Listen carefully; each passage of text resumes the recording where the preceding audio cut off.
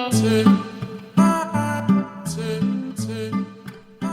tout le monde et bienvenue dans l'épisode du jour du podcast Prends ce qui te parle, le podcast pour les femmes qui veulent se reconnecter profondément à elles. Et vous savez que j'ai à cœur de temps en temps de vous faire découvrir d'autres pratiques bien-être autour de la connexion à soi. Et aujourd'hui, j'ai une invitée spéciale, j'ai Aurore avec moi. Bonjour Aurore. Bonjour. Et Aurore, elle va venir nous parler donc de son travail qui est assez particulier puisque toi, Aurore, tu travailles avec des chevaux. C'est exact. C'est quelque chose de pas fréquent. Et donc, moi, ça m'intéressait vraiment beaucoup que tu viennes nous expliquer en quoi ça consiste, comment on peut faire un travail thérapeutique avec les chevaux, etc. Je me réjouis que tu racontes tout parce que je ne sais pas tout. Je t'ai déjà vu à l'œuvre une fois à la journée porte ouverte. J'avais trouvé ça très impressionnant. Et je me réjouis de découvrir un peu plus ton monde et ton univers. Est-ce que tu peux commencer peut-être par te présenter ? Oui, alors moi je m'appelle Aurore, je travaille avec des partenaires ECA, donc il y en a 6 pour le moment, des petits, des grands. Je suis rentrée en contact avec les chevaux quand j'avais 4 ans, donc dès toute petite, j'ai choisi de faire de l'équitation à la base et puis très vite j'ai passé plus de temps à expliquer mes problèmes, mes difficultés aux chevaux et avec mon regard d'enfant, j'avais l'impression d'être comprise, entendue. Donc voilà, et puis c'est comme ça que tout au long de ma vie, à chaque difficulté, chaque épreuve de vie, les chevaux étaient là, ils m'ont accompagnée jusqu'au jour où j'ai eu la chance d'avoir mon propre lieu et puis mon premier cheval et puis les autres ont suivi. Et dans mon parcours de vie, que ce soit personnel ou professionnel, ils ont vraiment toujours été là. Donc je sens que ça va être un épisode qui va me faire pleurer, j'ai déjà les larmes aux yeux. Et donc aujourd'hui, tu es à la tête de Équidé, hein, c'est le nom de ton du lieu, ok. Et en quoi consiste en fait ton accompagnement, ou peut-être d'abord comment est né ton cas, donc toi tu te connectes aux chevaux, etc. Mais comment est née ton envie d'en faire un métier en fait? Déjà, dans mon ressenti, je pense que c'était un peu ma mission de vie que je connaissais depuis toute petite. J'ai toujours dit qu'un jour, j'aurais une ferme avec des animaux. Donc, la vie a mis un beau lieu sur mon chemin qui n'était pas prévu. Donc, je me suis dit, il n'y a pas de hasard. Donc, et puis, ma première jument, parce que c'est beaucoup des chevaux que j'ai sauvés, récupérés, est arrivée. C'était pas prévu non plus à ce moment-là parce qu'on n'avait pas encore les clés de la maison. Et puis après, en fait, je savais pas trop parce que je travaillais comme assistante sociale avant. Ah, t'étais assistante sociale. Oui. Et puis, en fait, les gens sont venus sonner à ma porte.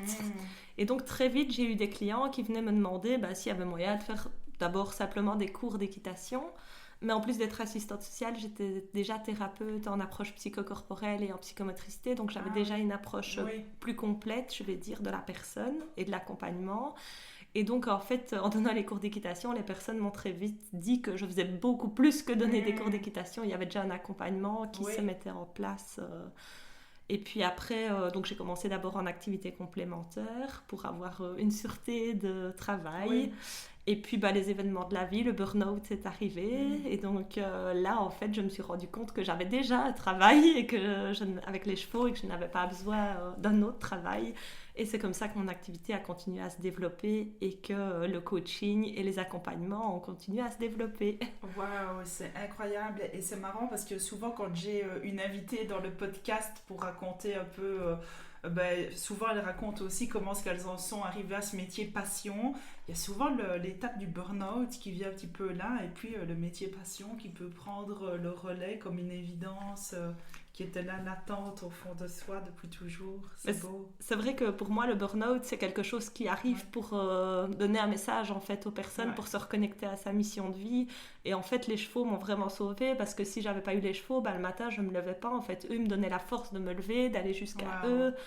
Je faisais pas grand chose avec eux à ce moment-là, mais quand même ça me donnait la force de vivre en fait. Waouh, c'est pour ça. J'ai des frissons aussi, je suis super émue. On va peut-être faire des petites pauses pour pleurer un petit peu, puis on reviendra. Aujourd'hui, Aurore, en quoi consiste ton accompagnement avec les chevaux? Voilà, explique-nous un peu comment ça se passe. Quelqu'un qui se dit, tiens, j'ai envie de faire une thérapie avec des chevaux, c'est quoi en fait? Oui.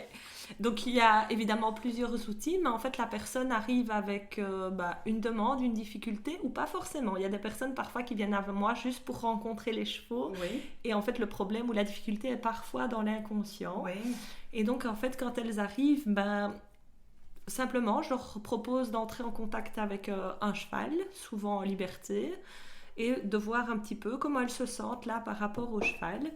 Et très vite, le cheval, soit les chevaux viennent ou soit ils ne viennent pas, mais en tout cas, ils montrent déjà quelque chose à la personne. Et donc, avec l'inconscient de la personne, le cheval va le ramener au conscient. ok. Donc, je demande un petit peu à la personne qu'est-ce qu'elle ressent dans son corps, si elle a peut-être déjà des infos qui viennent à elle ou pas. Et si le cheval, par exemple, ne vient pas, je vais demander à la personne, qu'est-ce que ça te fait? Ouais. Qu'est-ce qui se passe en Qu'est-ce toi? que ça t'évoque Qu'est-ce en que fait? ça À t'évoque? quoi ça fait écho? Voilà, C'est ça. et donc le cheval est vraiment en fait comme un miroir de la personne. Après, comme beaucoup de monde, les chiens pourraient très bien le faire aussi, ou les chèvres aussi, hein, parce qu'il y a Oui, beaucoup oui. de monde qui me pose aussi cette question-là. Mais les chevaux ont pour moi quand même une intelligence émotionnelle beaucoup plus développée que les autres animaux. Ouais, ouais. C'est vrai. Et il y a le très beau film L'homme qui murmurait à l'oreille des chevaux. C'est On vrai. doit t'en parler souvent, à Oui, mon avis, c'est parce que vrai. c'est un peu la femme qui murmure à l'oreille des chevaux. Et du coup, donc, les personnes viennent, voilà, c'est un peu comme ça que ça se passe. Quels sont les bénéfices vraiment de faire cet accompagnement avec les chevaux? Quel genre de transformation tu vois quand les personnes font cet accompagnement-là? Déjà, l'apaisement, je crois que c'est le premier bénéfice. Ça paraît simple comme ça, mais ça l'est pas toujours. Vraiment revenir à l'être plutôt que d'être dans le faire. Donc faire une pause dans son quotidien et se reconnecter à son corps, à ses émotions. Ça amène aussi parfois à retrouver sa voix, que ce soit sa voix personnelle ou sa voix professionnelle. Ça amène à vraiment lever des blocages, que ce soit aussi au niveau familial et au niveau karmique, parce que j'utilise aussi une grande partie d'énergétique dans mes accompagnements. Donc on va vraiment aller libérer ce que la personne est prête à libérer en fait dans le moment. Pour moi, c'est toujours juste ce que la personne a besoin se passe, là où elle en est dans son chemin. Super. Est-ce que tu as un exemple qui te vient en tête d'un accompagnement que tu pourrais raconter, tout en respectant évidemment la confidentialité, etc. Mais est-ce qu'il y a des choses qui te bluffent parfois, que tu te dis waouh, ça m'impressionne?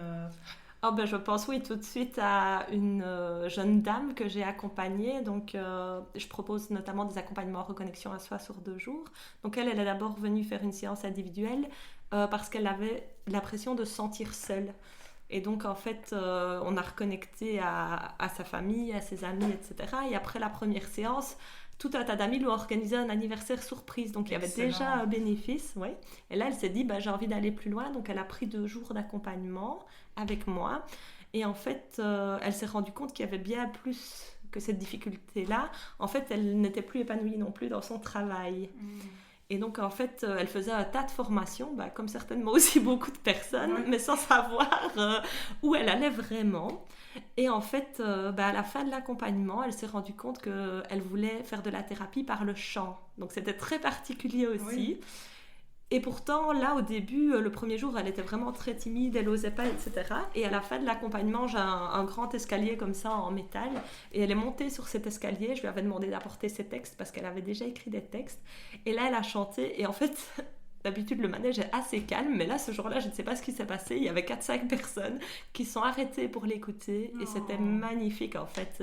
Et maintenant, elle est thérapeute par le chant. Donc, excellent, voilà. Oui, on voit vraiment le cheminement. En 2 jours, oui, ça m'a impressionné. Comme quoi, parfois, les choses vont quand même vite. Oui, c'est ça. Et est-ce qu'il y a quelque chose qui t'impressionne par rapport aux chevaux, leurs réactions, tu vois? Est-ce qu'il y a des trucs où parfois tu te dis, je sais que tu y crois puisque c'est ton métier, mais est-ce que malgré tout, il y a encore des fois où tu te dis, allez, c'est incroyable les chevaux, ce qu'ils transmettent. Tu vois, est-ce qu'il y a vraiment des trucs pour les personnes, par exemple, qui sont un peu sceptiques et qui se diraient, ouais, c'est ça, c'est juste des chevaux. Tu vois, parfois, il y a des personnes qui pourraient se dire un peu ça. Est-ce que toi, il y a des trucs vraiment, tu dis, non, là, on voit bien que c'est pas du bluff, le cheval, sa réaction et tout ça. Est-ce que tu as des exemples? De toute façon, les chevaux, ils sont quand même là pour remettre du mouvement et parfois un peu secouer les personnes. Donc les personnes qui sont fortes dans le mental, ou même parfois des personnes qui ont peur, qui me disent je viens mais j'oserais pas aller près des chevaux. Au final, il y a toujours un truc qui se passe. C'est un peu magique, je ne sais pas expliquer vraiment avec des mots, mais au final, les personnes n'ont plus peur. Et si par exemple la personne reste trop dans le mental, le cheval peut s'approcher d'elle et un petit peu bousculer ou la faire bouger. Et voilà, les chevaux, ils vont toujours quand même aller chercher du mouvement chez la personne. Et là, tu remarques vraiment, tu te dis, ils sentent quand même quelque chose. J'ai un exemple qui me vient là en tête, du coup, qu'on parle. Oui. Il y a une dame, justement, qui était là un jour et on était dans la piste, donc l'espace où il y a les chevaux en liberté. Et rien ne se passe. Et elle me dit non, il n'y a rien, aucune proposition, etc. Bon, moi, à un moment donné, je perds un peu patience, je lâche prise et je lui dis, mais de quoi t'aurais besoin ? Et elle me montre le cheval le plus difficile, parce que j'en ai un qui est un peu plus caractériel, on va dire, dans mon troupeau. Et c'est un cheval que je mets avec des personnes qui sont normalement expérimentées. Et donc, je lui explique que le caractère du cheval est un peu difficile, que je ne sais pas prévoir qu'il va être calme avec elle. Et elle me dit, si, je suis sûre, c'est lui. Et en fait, j'ai laissé rentrer le cheval dans l'espace. Le cheval a été hyper calme. Wow. Et là, tout s'est débloqué. Elle m'a dit tous ses blocages et tout est sorti. Et puis la femme, elle était super heureuse à la fin de la séance. Oh. Donc il y a toujours ce petit truc magique où le cheval va venir dire en fait, c'est ça que tu as besoin, c'est ça qui va se passer. Excellent. Et ça s'appelle comment exactement l'accompagnement que tu fais ? Donc c'est Equi-Coaching. Donc il y a de l'Equi-Coaching et des Equi-Constellations. Oui. C'est quoi la différence ? Est-ce que tu peux expliquer un peu ? Donc l'Equi-Coaching, c'est plutôt justement avec des éléments qui vont représenter des blocages. Donc je vais prendre un exemple très classique parce que comme ça vous allez bien comprendre. La personne va mettre des objets ou des animaux dans la symbolique animale qui représentent ces étapes de vie. Et puis à un moment donné, on va choisir un objet, peut-être une barre d'obstacle, qui va représenter l'obstacle de la personne. Et donc je vais inviter la personne à venir à côté de chaque étape de sa vie avec le cheval qui est toujours en liberté mais qui se connecte très bien au Olivia naturellement, et puis à un moment donné elle va passer au-dessus de cette barre avec le cheval et on va aller chercher qu'est-ce qu'elle a ressenti à ce moment-là.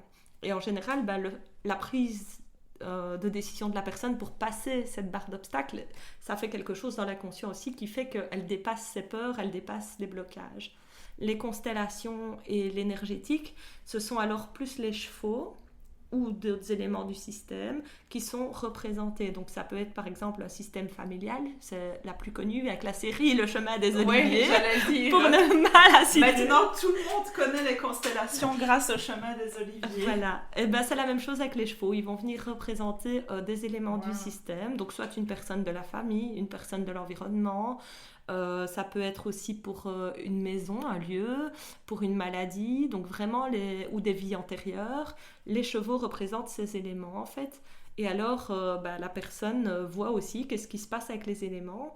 Et là, c'est la personne alors qui interprète le comportement des chevaux par rapport à quel cheval est désigné pour représenter qui, etc. Alors, il y a plusieurs façons de faire. Moi, je vais beaucoup au ressenti. Donc, soit la personne choisit déjà, tiens, tel cheval va représenter tel élément de mon système. Ça peut aussi être un système interne, ça, je n'ai pas encore dit. Donc, par exemple, le mental, les émotions, le cœur, l'ancrage. Soit la personne choisit quel cheval est l'élément du système. Ou alors, en fonction de ce qui se passe, on voit ce qu'il représente. Donc, c'est pas toujours donné d'avance, c'est pas toujours la personne qui interprète. Et parfois, la personne ne sait pas non plus ce qui se passe, mais alors je la reconnecte à son corps et je lui dis, tiens, qu'est-ce que tu ressens là ? Est-ce que c'est agréable, pas agréable ? Quelle émotion ça te fait, etc. Alors, il y a parfois des personnes aussi qui arrivent et qui ne savent pas ce que c'est, une émotion ou un besoin, qui ont des difficultés à ressentir ça. Mais en général, quand on parle du corps, alors là, c'est plus facile. Et c'est juste. Oui. C'est génial.